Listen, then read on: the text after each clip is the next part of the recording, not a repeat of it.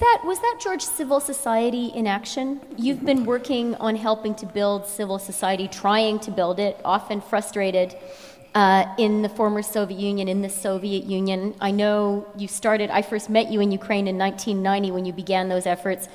There were many years, I think, when it seemed it was all useless. Does it say something to you, teach you something about open society, civil society building?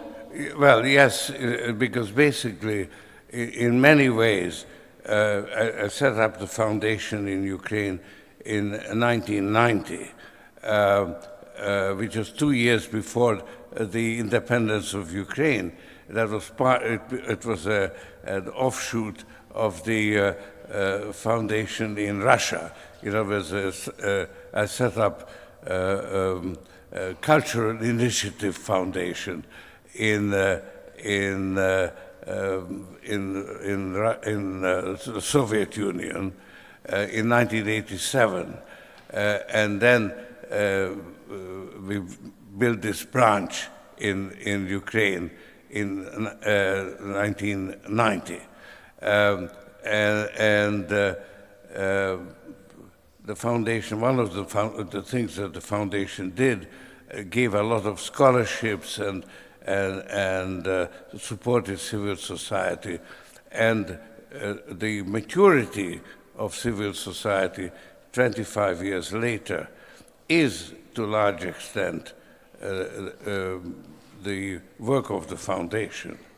Yeah, and I will just offer my own personal testimony here. It's actually amazing in Ukraine, the new Ukrainian government, the new Ukrainian leadership.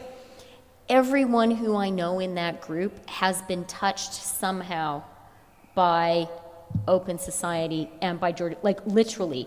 Either people personally got a scholarship or someone, you know, their wife got a scholarship. It's a really remarkable thing. Well, this was, for me, quite an experience to see this, and I didn't realize, actually,